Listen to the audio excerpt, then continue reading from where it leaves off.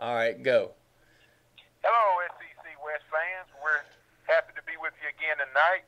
Got another show for you. Want to talk about a big battle in the SEC West between Auburn Tigers and the LSU Tigers. Rick, as this you look forward to this game on Saturday, what are the keys for LSU to get a victory? Well, the keys in this formerly lustrous battle for the SEC West game, which is now the Turd Bowl, um, the keys for my team, LSU, is to find a way to move the football. Um, any kind of way, whether it's going to be Charles Scott, Keelan Williams, short passes, long passes, whatever it is, we've got to find five plays that can work because we don't have that right now. You know, I look at this Auburn team, which I haven't seen very much. I've just seen them play 3 games. In the 3 games I played, they looked, in one game they looked really good for a half against Louisiana Tech, and in these last 2 games, they look worse than they did last year. I mean, they're between the play calling and the offense they're trying to run, and it's not Cox the quarterback anymore. It's Chris Todd, right? I keep Right, getting Chris them mixed Todd. up. Uh, they can't play run defense very well. In the past, we know that LSU and Auburn, it doesn't matter who's ranked where, both teams were going to play their best game of the season, and you usually thought that whoever's the highest ranked team is probably going to lose. Um, Right. so, I I don't see how LSU can lose this game, and if they do, we're going to have a meltdown in Baton Rouge. But I'll tell you, I mean, they're not going to win it if they can't find some plays they can run and move the football. I mean, they're going to have to get some first downs. I think if I was the coach, I would have a good game plan for them, but I'm not.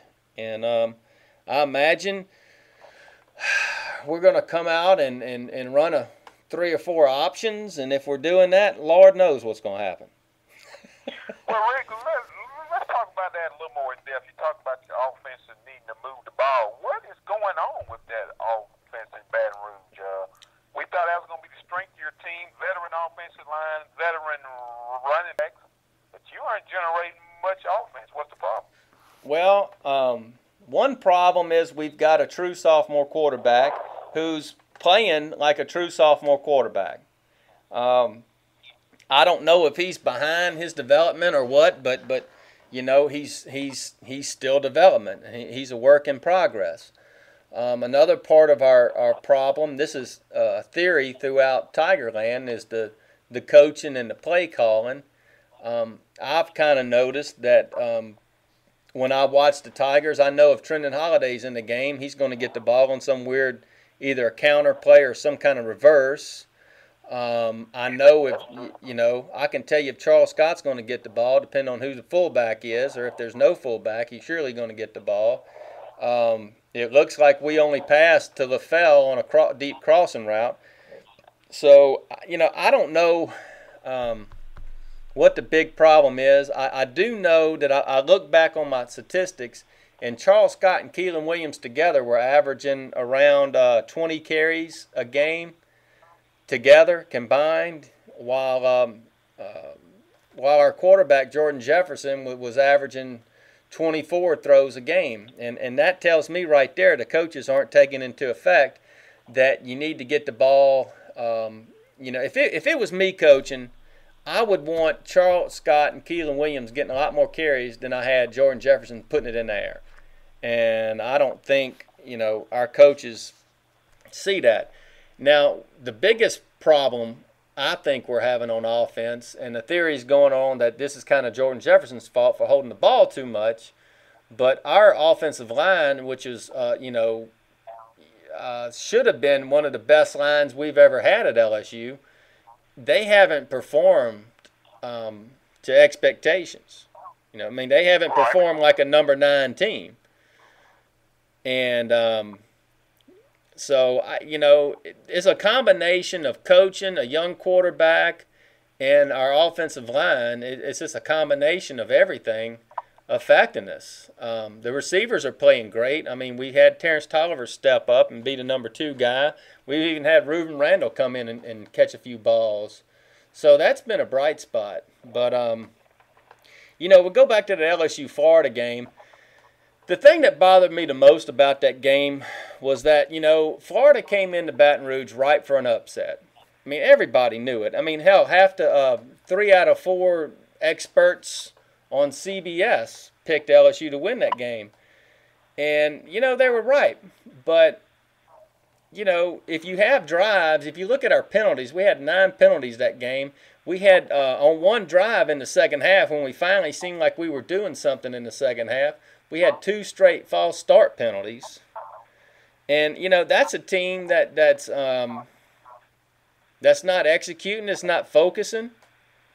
Anytime you get a team like Florida, or you playing the number 1 team in the nation, you've got to cut that out and you've got to execute and play like winners, I mean, we killed ourselves in that game. And that's what disappointed me the most, all those silly penalties and crazy offsides and all this other stuff. So, Florida came into Tiger Stadium 2 weeks ago right for an upset, and, we brought our C game to the table. Yeah, y'all kind of had them in a doggone good position if you could have executed. Sure, we did.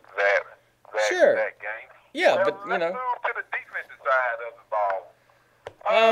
Defense probably not playing as well as people want, but still playing good enough to only have 1 loss. What do you see this week with LSU defense going against Gus Malzahn's spread attack? Well, if you look at our defense right now, we're last in the SEC in sacks, and Auburn's first at avoiding sacks. We're last in third down conversions on stopping opponents on third down. Our defense, scoring-wise, is pretty good, and that's all you really care about. But, we've got this bend but don't break defense. So, we're not going to pressure the quarterback a lot. We're not going to take a lot of chances. We're just going to play heads up and try to, make you play your game and make you throw an interception or something. I think the interesting matchup in this game is going to be Malzahn versus Chavis. And the way Auburn's been playing lately and, Chavis's experience and our players, our defense has gotten better and better each week. I can say that for a fact, and I'm proud of them. I wasn't so proud of them in that Florida game for a few reasons, but they have improved every week. So I would imagine we're going to see a lot of, disciplined heads-up defense, and I think they're going to try to just sit back there and let Todd mess it up. Now, it might backfire on him, but we're surely not going to get to him because I don't think we even try to get to a quarterback, which is a shame. But Auburn's style of offense too, they get rid of the ball quick, so it's kind of hard to get after a quarterback anyhow.